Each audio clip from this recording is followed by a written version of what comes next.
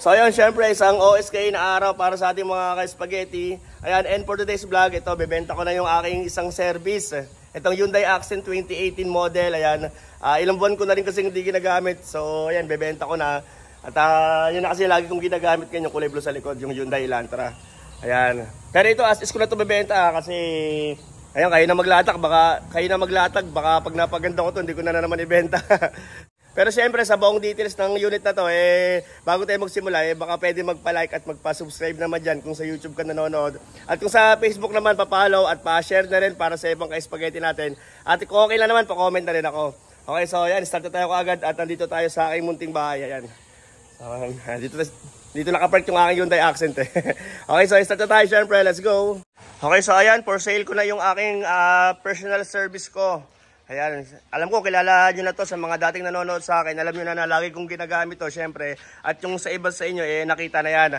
So ito, pero ito tupalo yung papers niya kasi kaka-full payment ko lang nito sa financing, sa SB Financing. Ayan, waiting na lang ako sa papel.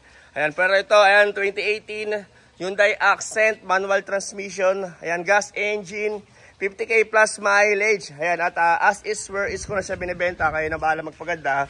Pero hindi naman masyadong maraming papagawa dyan. Yung mga gas-gas lang naman, tsaka itong bumper nasa sa inyo kung papapalitan nyo. Kasi syempre may mga sagi-sagi ako na maliliit. Tulad ng mga ganyan, may mga bubbles. Kasi nung ito, 2 years ko nang ginagamit, pinahilamos ko na siya. Pero yun, tagal ko lang di ginamit. Halos 5 buwan o 6 na buwan ko na itong di ginagamit. Ayan, manual transmission. At syempre, iskanin natin yan mamaya. Gamitin ko yung aking scanner sa pag-check ng mga unit. At ang asking ko na ito, syempre, 220,000 na lang. 220,000 pesos only. Syempre, basta ka-spaghetti natin. At kailangan, syempre, nakasubscribe.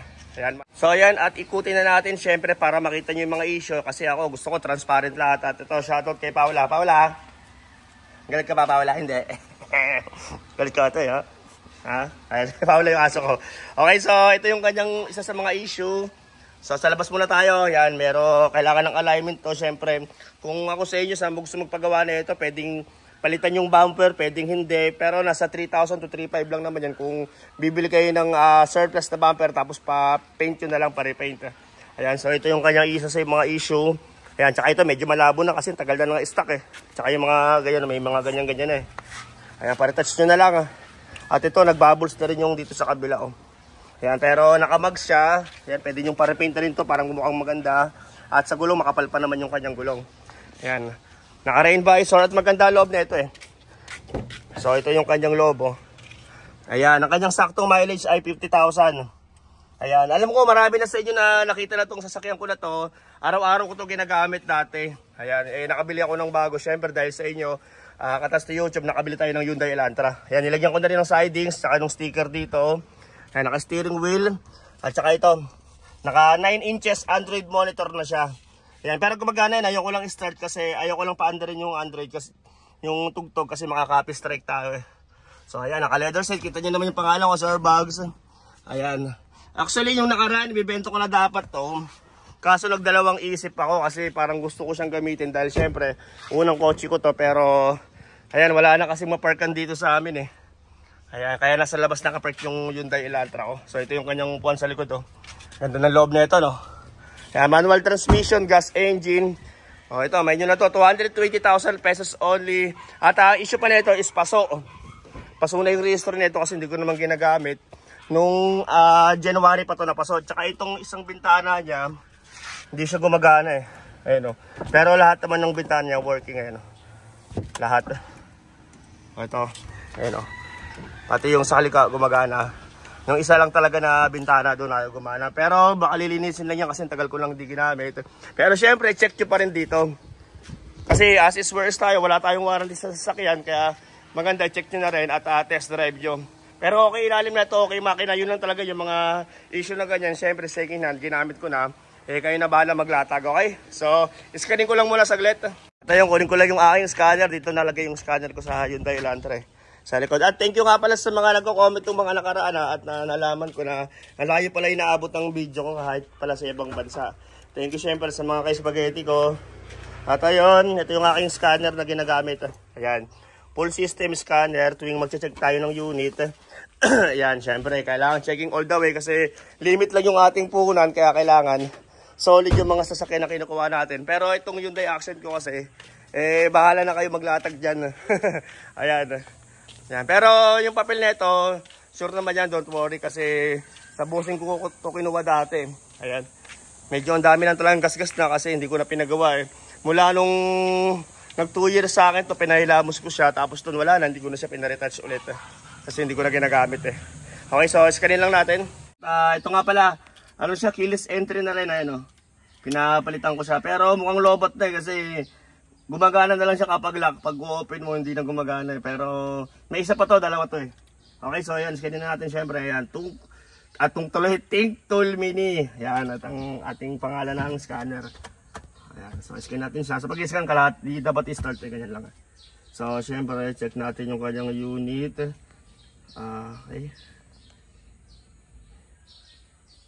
Diagnose. Okay, Hyundai Accent. Hyundai.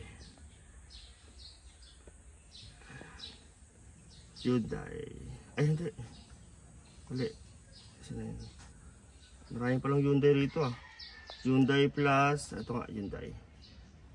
Okay, so diagnose. Yan, so connect na yung Bluetooth niya, Connecting Bluetooth 9883198011145. Yun yung nakakonect sa ilalim. Pakita mo. Yan. Ito yung ating ayan. Kaya yung ating scanner. Ayan, nakakonect dyan. Yan. So naka-Bluetooth na lang siya ngayon. Okay. So ayan, iscan na natin siya. Nakita nyo naman Okay, yan, lumalabas siya kung At pag nag-i-scan ako pala nung mga nakaraan, madalas, kung example, kung 2018 yung sasakyan o 2017, madalas laging kulang ng isa yung lumalabas sa scanner kasi yun yung manufactured, tinatawag tama ba, manufactured o manufactured, yung ginawa siya. Ayan, pero syempre, sa papel tayo kasi laging ganun talaga madalas, kulang ng isa. Minsan meron pang na-scan ako, 2018 model siya, pero 2016 nang lumabas sa scanner. Pero syempre, magbabase tayo sa papel. Ayan, ganun talaga sa scanner, wala tayong magagawa Pero sa lahat ng chinek ko siguro ito lang yung tumama kasi sa maraming na-check na ako ng unit, laging kulang talaga ng isa na lumalabas dito sa scanner. Kulang ng isang taon, kung 18, laging 17 lumalabas, tapos may isang beses 2018 siya, 2016 yung lumabas sa scanner. Pero syempre yung nasa papel, doon tayo susunod kasi manufacturing lang yun yung lumalabas dito Pero ito 2018 nakalagay dito. Pero alam ko 2019 na cord yata ito. Nakalimutan ko na Okay, at ito pala yung receive na itong Hyundai Accent nung nabili ko siya dati. Ayan, nahanap ko lang dito So ito, ayan, nabili ko siya nung January. Ayan, January 22, 2020. Ayan, Dexter Ray Baguio. Ako yung Dexter Ray Baguio. Ayan yung real name ko. Kaya laging bags ako sa bags. At ito yung dati kong address. Pero syempre nakalipat na ako dito sa Bulacan. Dahil sa inyo, nakabili tayo ng bahay dito.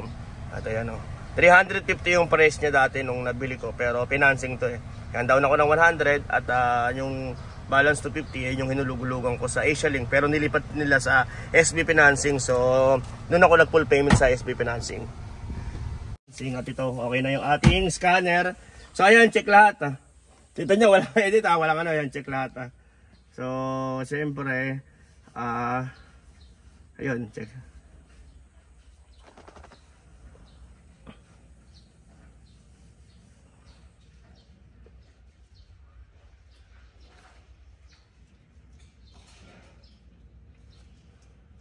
So ito yung lumabas sa kanyang report. Ayan, yung Hyundai Accent 2018 RB. Anong RB? Ayan, sedan siya, sedan So ang kanyang mileage dito is 50,000.